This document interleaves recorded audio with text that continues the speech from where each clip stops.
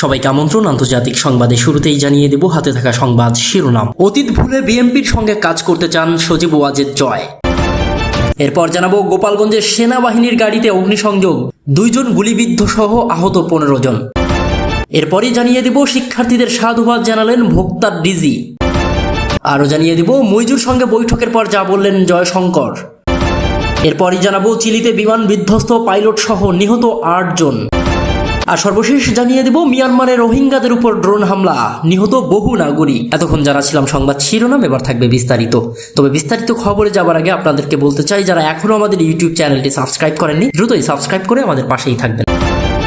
অতীত ভুলে বিএনপির সঙ্গে কাজ করতে চান জয়।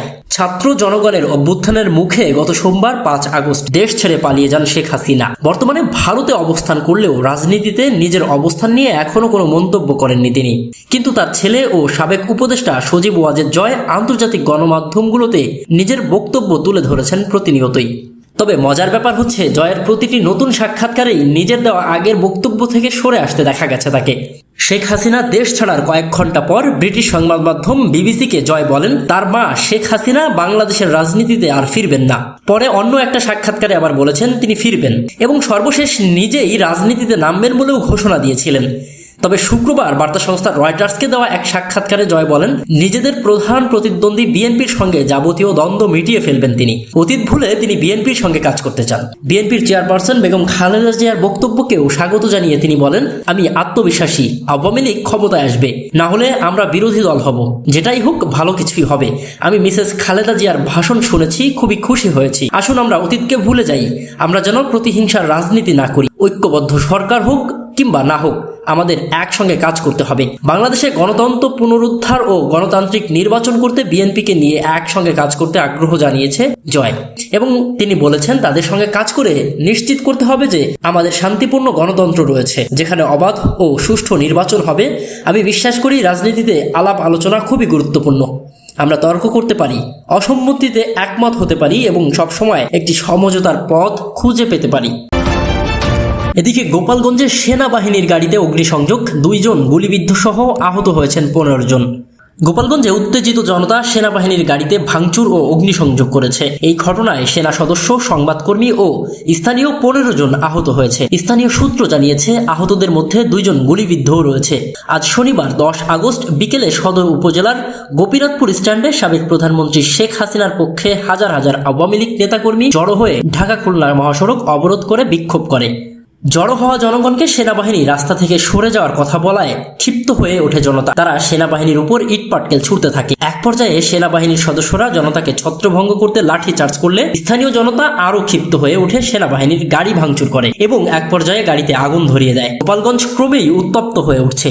গত কয়েকদিন ধরেই জেলার কোথাও না কোথাও শেখ হাসিনার পক্ষে হাজার হাজার আওয়ামী লীগের নেতাকর্মী বিক্ষোভ সমাবেশ করে আসছে। শান্ত গোপালগঞ্জ ক্রমেই অশান্ত হয়ে উঠছে। গোপালগঞ্জ ক্যাম্পের লেফটেন্যান্ট কর্নেল মাকসুদুর রহমান ঘটনার সত্যতা নিশ্চিত করে বলেছেন, 3-4 হাজার জনতা সদর উপজেলার গোপীনাথপুর এলাকায় জড়ো হয়ে রাস্তা অবরোধ করলে তাদেরকে রাস্তা থেকে সরে যেতে বললে জনগণ আরো উত্তেজিত হয়ে ইট পাটকেল ছুড়তে থাকে এবং এক পর্যায়ে সেনাবাহিনীর গাড়ি ভাঙচুর করা সহ গাড়িতে আগুন ধরিয়ে দেয়। এতে 4 জন সেনা সদস্য আহত হয়েছে। এদিকে শিক্ষার্থীদের সাধুবাদ জানালেন ভোক্তার ডিজি। শিক্ষার্থীদের বাজার মনিটরিং কার্যক্রমকে সাধুবাদ জানিয়েছে জাতীয় ভোক্তা অধিকার সংরক্ষণ অধিদপ্তরের মহাপরিচালক HM শফিকুজ্জামান।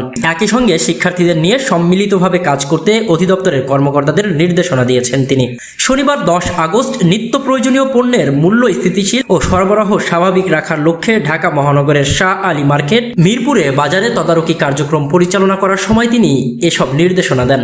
জানা গেছে, শুরুতে ভোক্তা অধিদপ্তরের মহাপরিচালক শাহ আলী মার্কেটের বাজারে বিভিন্ন পাইকারি ও খুচরা পর্যায়ের ব্যবসায়ীদের সঙ্গে নিত্য প্রয়োজনীয় পণ্যের মূল্য ও সরবরাহ পরিস্থিতি নিয়ে কথা বলেন। এ সময় তিনি নিত্য প্রয়োজনীয় পণ্য পরিবহন সংশ্লিষ্ট বিবিধ ব্যয় হ্রাস পেয়েছে এবং পণ্যের মজুদ স্বাভাবিক রয়েছে বলে উল্লেখ করেন। এছাড়াও তিনি সাম্প্রতিক সময়ে শিক্ষার্থীদের সচেতনতামূলক বাজার মনিটরিং কার্যক্রমকেও সাধুবাদ জানান। HM শফিকুজ্জামান বলেন, শিক্ষার্থীরা বাজার পরিস্থিতি নিয়ন্ত্রণে গত কিছুদিন ভালো কাজ করেছে। আমরা শিক্ষার্থীদের সঙ্গে নিয়ে সম্মিলিতভাবে কাজ করার জন্য অধিদপ্তরের কর্মকর্তাদের নির্দেশনা দিয়েছি। এরই ধারাবাহিকতায় আজকের বাজার তদারকিতেও বৈষম্য বিরোধী ছাত্র আন্দোলনের একজন সমন্বয়ক সহ 10 জন প্রতিনিধিকে সঙ্গে রেখেছি। এ সময় নতুন করে যেন কেউ বাজারের চাঁদাবাজি সহ হিডেন চার্জ নিতে না পারে সেই ব্যাপারে সবাইকে সতর্ক থাকতে হবে বলেও নির্দেশনা প্রদান করেন। এ সময় অন্যান্যদের মধ্যে উপস্থিত ছিলেন ভোক্তা অধিদপ্তরের প্রধান কার্যালয়, ঢাকা বিভাগীয় কার্যালয় ও ঢাকা জেলা কার্যালয়ের কর্মকর্তাবৃন্দ। বৈষম্য বিরোধী ছাত্র আন্দোলনের সমন্বয়ক Mohammad Farhan Atif Lumen, university of liberal arts Bangladesh সহ সংশ্লিষ্ট শিক্ষার্থীরাও সাথে ছিলেন। মালদ্বীপের রাজধানী মালেতে গিয়ে সে দেশের প্রেসিডেন্ট মোহাম্মদ মইজুর সঙ্গে বৈঠক করেছেন ভারতের পররাষ্ট্রমন্ত্রী এস জয়শঙ্কর। শনিবার 3 দিনের মালদ্বীপ সফরে দ্বিতীয় দিনে ওই বৈঠকের পরে এক্স বার্তায় জয়শঙ্কর জানান, প্রেসিডেন্ট মোহাম্মদ মইজুর সঙ্গে সাক্ষাৎ করতে পেরে আমি সৌভাগ্যবান। প্রধানমন্ত্রী নরেন্দ্র মোদীর শুভেচ্ছা বার্তা দিয়েছেন তাকে। পররাষ্ট্র মন্ত্রণালয়ের পক্ষ থেকে জানানো হয়েছে, দ্বিপাক্ষীয় সম্পর্কের উন্নতি নানা দিক নিয়ে আলোচনা করেছে মইজু ও জয়শঙ্কর। এক্সের এক পোস্টে জয়শঙ্কর লিখেছেন, আমাদের জনগণ ও আঞ্চলিক পরিস্থিতি উন্নত করার লক্ষ্যে ভারত মালদ্বীপ সম্পর্ক আরও গভীর করতে আমরা প্রতিশ্রুতিবদ্ধ। প্রসঙ্গত, ভারতের লোকসভা নির্বাচনে এনডিএ জোট ফের ক্ষমতা দখলের পর এই প্রথম মালদ্বীপ সফরে গেলেন জয়শঙ্কর। এর আগে 2023 সালের জানুয়ারিতে মালে গিয়েছিলেন তিনি। এর আগে শুক্রবার বিকেলে মালেতে পৌঁছে রাতেই মালদ্বীপের পররাষ্ট্রমন্ত্রী মুসা জমিরের সঙ্গে বৈঠক করেন জয়শঙ্কর। বৈঠক শেষে সাংবাদিকদের মুখোমুখি হয়ে তিনি বলেন, আমাদের প্রতিবেশী প্রথম নীতির অন্যতম ভিত্তি হলো মালদ্বীপ। ভারতের কাছে প্রতিবেশী হলো অগ্রাধিকার, আর প্রতিবেশীদের মধ্যে মালদ্বীপ হলো আমাদের অগ্রাধিকার। দুই দেশের মধ্যে ঐতিহাসিক সম্পর্কও খুব নিবিড়। গত জানুয়ারিতে মইজু সরকারের 3 মন্ত্রী মোদী বিরোধী মন্তব্যের পরে নয়াদিল্লি মালে কূটনৈতিক টানাপোড়েন তৈরি হয়েছিল। চীনপন্থী হিসেবে পরিচিত মইজু মে মাসে মধ্যে মালদ্বীপে সামরিক সহায়তা অংশ নেওয়া ভারতীয় সেনাদের দেশে ফেরার নির্দেশও দেওয়ার পর কার্যত সংঘাত প্রকাশ্যে চলে এসেছিল।